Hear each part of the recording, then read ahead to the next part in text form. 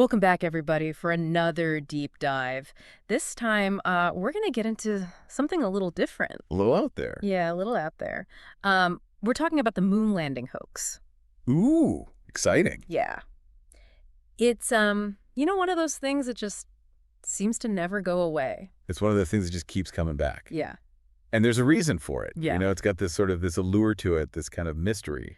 It's a great topic, and you sent me a ton of really interesting stuff, I gotta say. Yeah, well, it's a rich topic. There's a lot to dig into. Yeah, there's a lot there. Articles and forums, discussions. Oh, and a little excerpt from that Bill Kaysing book. Oh, yeah, I remember that. We Never Went to the Moon. Yeah. Yeah, good stuff. Classic. So I guess for people who haven't really looked into this too much before, what's the deal with the moon landing hoax theory? Well, okay, so picture this. July 20th, 1969. Okay. Neil Armstrong steps off that lunar lander, Got it. plants his boot in the moon dust, and utters those immortal words. One small step for man, one giant leap for mankind. It was this incredible moment broadcast to millions around the world and, a triumph for science and human ingenuity. Oh yeah, absolutely, a defining moment of the century for sure. Totally. But almost as soon as the celebrations died down, these whispers of doubt started to surface. Really, right away. Right away. Yeah. And those whispers kind of coalesced in 1976 when a book came out called We Never Went to the Moon. Oh yeah, we talked about that. Yeah. Written by a guy named Bill Kaysing, former technical writer, not a scientist, by the way. Interesting. Yeah. He basically claimed that NASA, under immense pressure from the Cold War and needing to justify that enormous budget, decided to just fake the whole thing. Wow, just like that. Just like that, stage it all. And he starts pointing to what he calls evidence in the photos and the videos. Oh, I remember this. Yeah. The waving American flag in the, airless vacuum of space. The lack of stars in the background. The shadows that seem to fall in the wrong direction. And for some people, these little inconsistencies were enough to, kind of plant those seeds of doubt. Okay. I mean, yeah, I can see how some of that stuff would raise an eyebrow for sure. Totally. And those seeds kind of fell on fertile ground, Yeah. The late 60s, early 70s. Think about it. It was a crazy time. It was a crazy time. Vietnam War, Watergate scandal, this growing distrust of authority.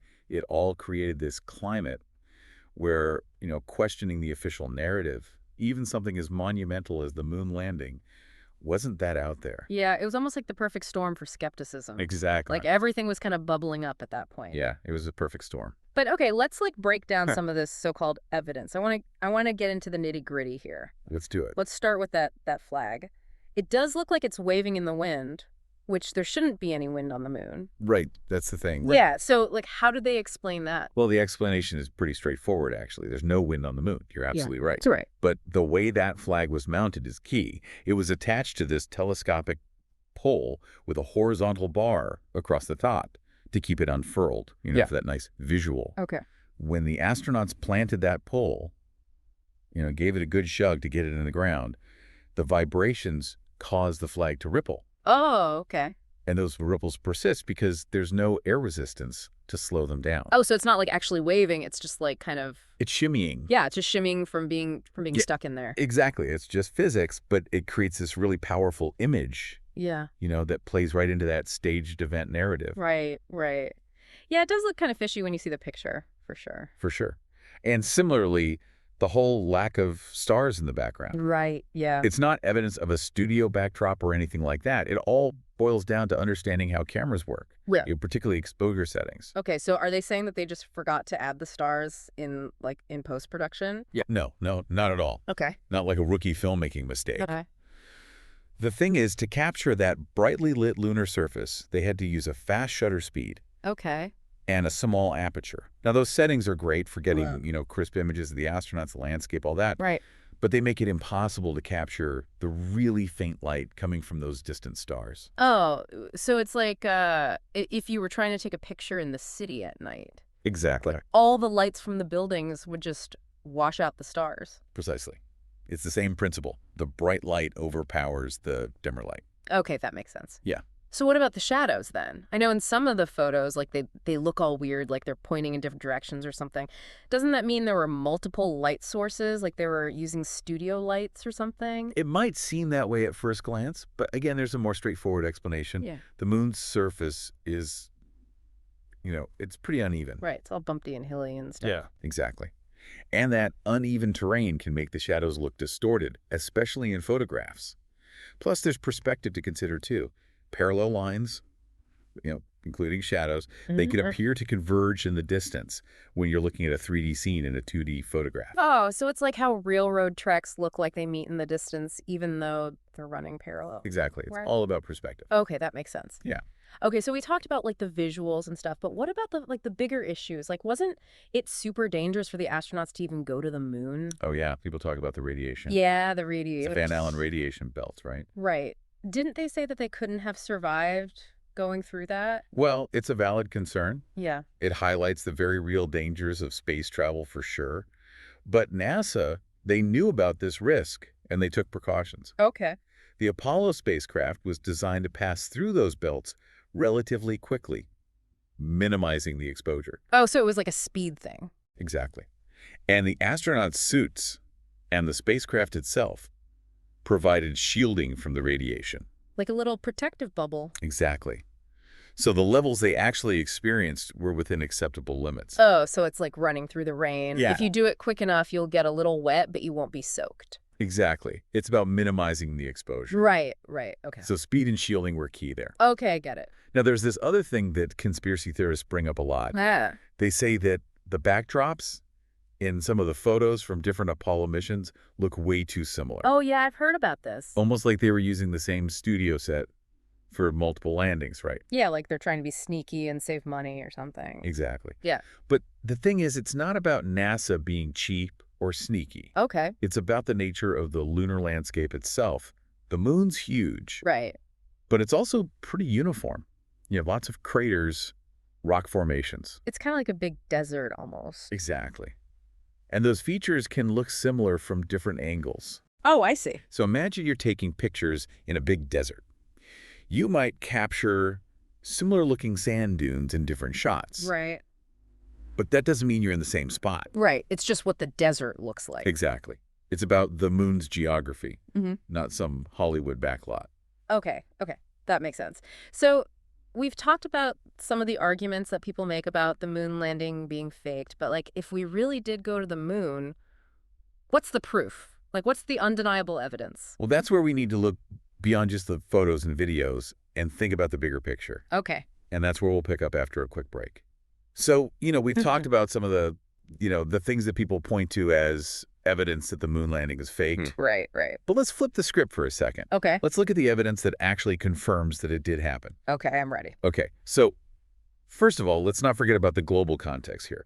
This wasn't just some, secret NASA project happening in a vacuum. Yeah, right. It was the space race. Exactly. The whole world was watching, Yeah. especially the Soviet Union. Oh, yeah, their biggest rivals. Exactly. They were in this, this intense competition with the U.S. to be the dominant force in space. Right, They had their own space program, their own scientists, their own tracking stations. right.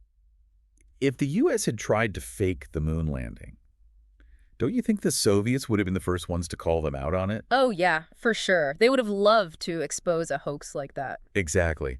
It would have been a huge propaganda victory for them, Right. especially at the height of the Cold War, It was such a tense time. It was.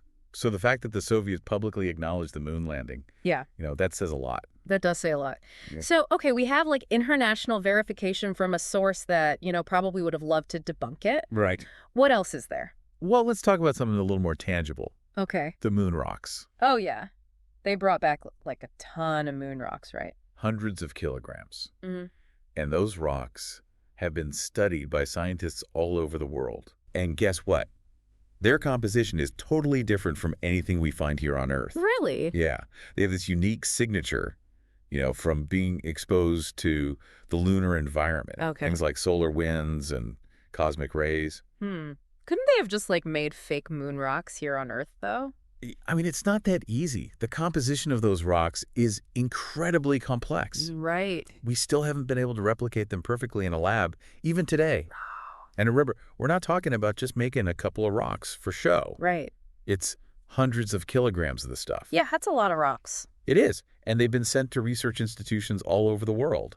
It would be an incredibly elaborate and expensive hoax to pull off. Okay, so we've got the international verification. Yep. We've got the moon rocks. Huh? What else? Give me one more piece of evidence. Right. How about this?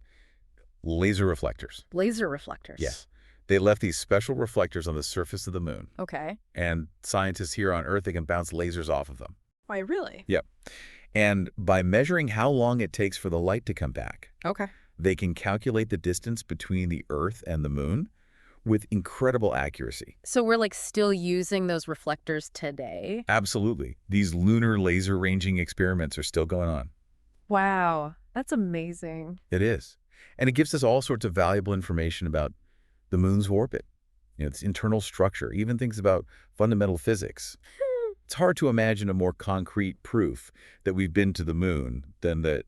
Yeah, we literally left mirrors there so that anyone can check. Exactly. So, you got the international verification, you got the moon rocks, you got the laser reflector. I'm convinced. Right.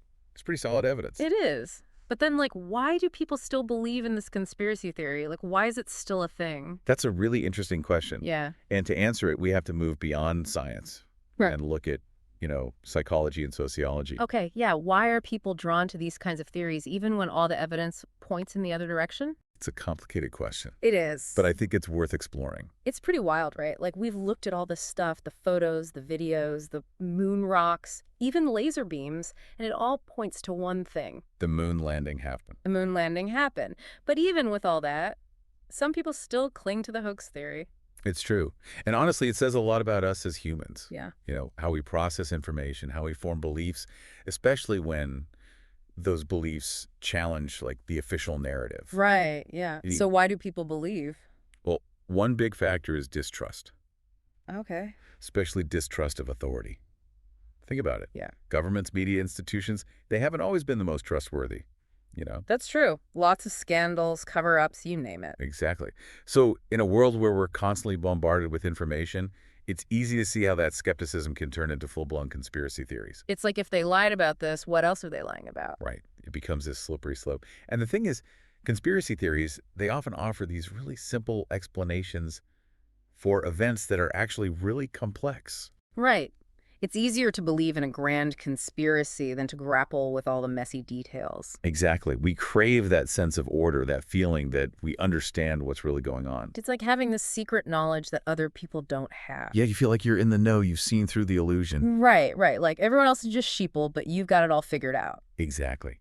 And then there's this thing called confirmation bias. Confirmation bias. Yeah. It's this tendency we all have to, look for information that confirms what we already believe. Oh, yeah. Like, I only read news sources that agree with my political views. Exactly. And on social media, too. The algorithms, they show you more of what you already like, so you end up in this echo chamber. Right, where everyone just agrees with each other and no one's mind ever changes. Exactly. And that's the danger, is it? We get so caught up in our own little bubbles that we lose sight of the bigger picture.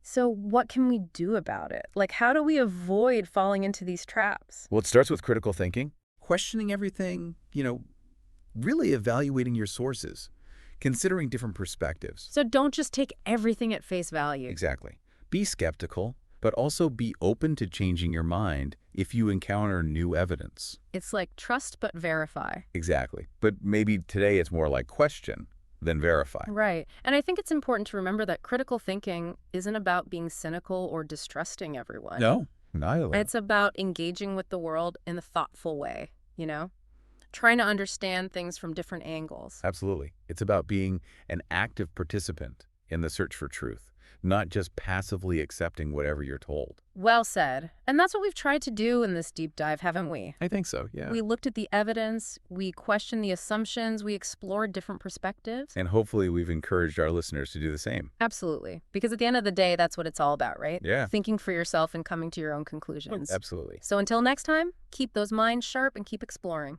And keep questioning. And keep questioning. We'll see you on the next deep dive.